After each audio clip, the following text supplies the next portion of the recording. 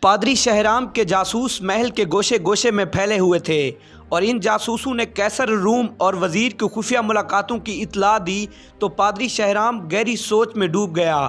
پھر اس نے وزیر لوکس کو سیاسی منظر نامے سے ہٹانے کی تدبیر سوچ لی۔ اس وقت روم عیش پرستیوں کا مرکز تھا۔ بادشاہ، وزیر، امیر اور خاص اور عوام رقص و سرور اور شراب نوشی کو انسانی زندگی کا ایک اہم حصہ سمجھتے تھے۔ کیف و نشاط کی زندگی گزارنے پر کوئی قانونی اور اخلاقی پابندی عائد نہیں تھی۔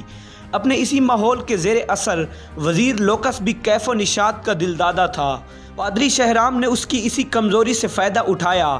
ایک رات جب لوکس خوبصورت عیسائی رقاصہ سوسن کا ہوش ربا رقص دیکھ رہا تھا تو مسلسل شراب نوشی کے اثر سے اس کے ہوش و حواس زائل ہوتے جا رہے تھے۔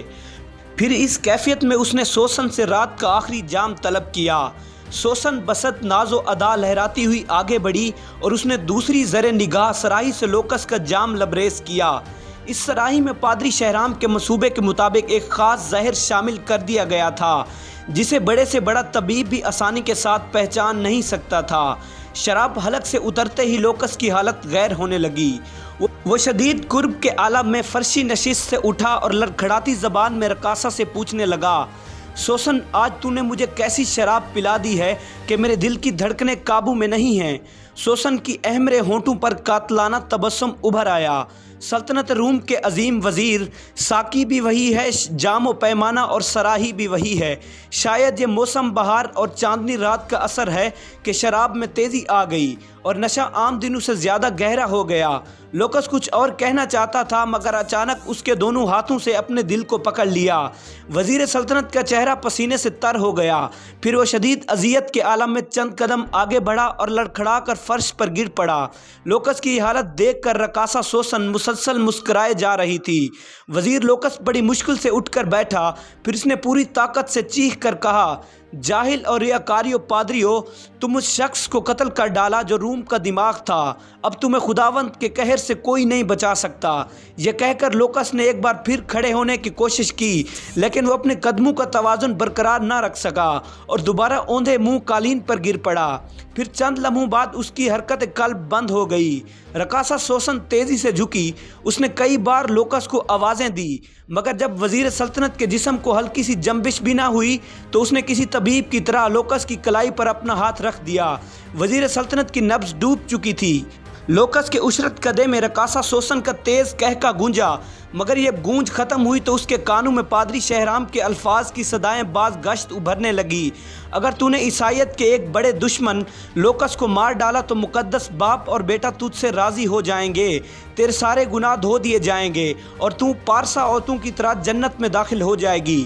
پھر جب رقاصہ سوسن وزیر سلطنت لوکس کے کمرے سے نکل کر محل کی راہداری سے گزر رہی تھی تو اس کے دل و دماغ پر سرشاری کی عجیب سی کیفیت طاری تھی۔ سوسن کو یوں محسوس ہو رہا تھا جیسے وہ جنت کی کسی وادی میں مہ خرام ہو۔ دوسرے دن قیصر روم اپنے مشیر خاص کی لاش پر اداس کھڑا تھا۔ شاہی طبیب تمام تر کوششوں کے باوجود اس زہر کی نشاندہی نہ کر سکے جسے پادری شہرام نے بڑی ذہانت کے ساتھ لوکس کے جسم میں داخل کرایا تھا۔ پھر وہی ہوا جس کی پیش گوئی لوکس نے اپنی موت سے پہلے کی تھی۔ اب اسلامی لشکر عیسائی سلطنت کی طرف پیش قدمی کر رہے تھے۔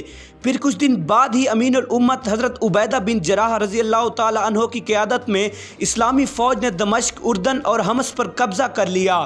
یہ تمام عیسائی علاقے قیصر روم کی حدود سلطنت میں شامل تھے۔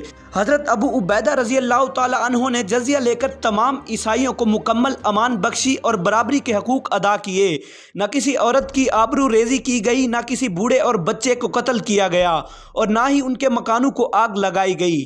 مسلمانوں کے اس طرز عمل کو دیکھ کر عیسائی عورتیں اور مرد آپس میں کیا گفتگو کیا کرتے تھے کہ یہ کیسے فاتح ہیں کہ جنہوں نے ہماری عزت و آبرو کے پیراہن کو چاک نہیں کیا، ہمیں سامان رسوائی کے ساتھ بازاروں میں نہیں پھرایا اور ہمارے مال و متاع کی طرف دیکھنا تک گوارا نہیں کیا۔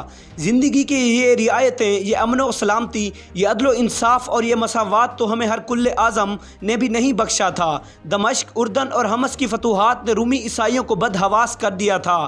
پھر مقامی باشندوں کی ایک بڑی جماعت कैसर रूम के दरबार में इस तरह दाखिल हुई कि उनके बाल बिखरे हुए थे और गिरबान चाक थे। वो सब के सब सर से पांव तक दर्द की तस्वीर बने हुए थे। कैसर रूम ने उन शिकस्ता हाल लोगों की तरफ बड़ी हैरत से देखा और फिर इंतहाई नरम लहजे में पूछा, ए यसुए मसीह के मानने वालों, आखिर तुम पर क्या आफत आन पड़ी है? दमश्क और उर्दन के ईसाइयों ने रो रो कर कहा, ए हरकुल्ले आज़म, ए ईसाइयत के निगहबान, हम पर आफत नहीं आन पड़ी बल्कि क़यामत टूट पड़ी है। हमारी फरियाद सुन और हमारे दुखों का मदावा कर। फरियादियों की ये गरियाजारी देख कर कैसर रूम के चेहरे का रंग बदल गया। उसने इंतहाई तंदो तेज़ लहजे में फरियादियों से पूछा, वो कौन है जिसने तुम पर यह क़यामत तोड़ी है? मैं उसे इबरतनाक सज़ा सुना दूंगा और तुम्हारे तमाम दुखों का अजाला करूंगा। वो अरब के मुसलमान हैं जिन्होंने हमारी ज़मीनों पर कब्ज़ा कर लिया है और हमारे घरों को आग लगा दी है। एक फरियादी ने ज़ारो कतार रोते हुए कहा, बूढ़े और बच्चे कत्ल किए जा रहे हैं। दूसरे फरियादी ने हिचकियों से रोते हुए दुनिया का सबसे बड़ा झूठ बोला, ए हमारे बादशाह, सलीब की बेटियां बेअम्मा हैं और वो मुसलमानों की हवस का निशाना बन रही हैं। फरियादी ने ईसाइयों की बर्बादी का नक्शा कुछ इस तरह खींचा कि कैसर रूम गज़बनाक होकर अपने तख्त पर खड़ा हो गया और जहर आलूद लहजे में बोला, मैंने सलीब के बंदों की फरियाद सुन ली। तुमसे मेरा वादा है कि इस वक्त तक चैन से नहीं बैठूंगा जब तक तुम्हें तुम्हारी ज़मीनें वापस नहीं मिल जाएंगी। आज से तुम अंताकिया में हमारे मेहमान ख़ास हो। इस वक्त अंताकिया कैसर रूम का दारुल हुकूमत था। फरियादी खुशी खुशी दरबार से चले गए। मुसलमानों के सिलसिले में इसकी मकाराना चाल कामयाब हो गई थी। कैसर रूम रात भर सुकून से नहीं सो सका।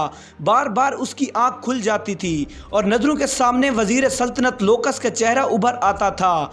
तुम सच कहते थे लोकस के मुसलमानों की यलगार ईरान की हदूद तक नहीं ठहरेगी। कैसर रूम बड़े हसरत ज़दा लहजे में अपने मरहूम सियासी मशीर को गायबाना मुखातिब करके कहता, काश तुम जिंदा होते और मशवरा देते कि ऐसी नाजुक सूरत हाल में मुझे क्या हिकमत अमली इख्तियार करनी चाहिए। अभी आगे ये किस्सा जारी रहेगा। दोस्तों, अगर मेरी ये वीडियो आप लोगों को अच्छी लगी तो वीडियो को लाइक करें, शेयर करें, कमेंट करें और मेरे चैनल को लाजमी सब्सक्राइब कर लें ताकि आने वाली अच्छी अच्छी वीडियो से आप लोग फ़ायदा उठा सकें।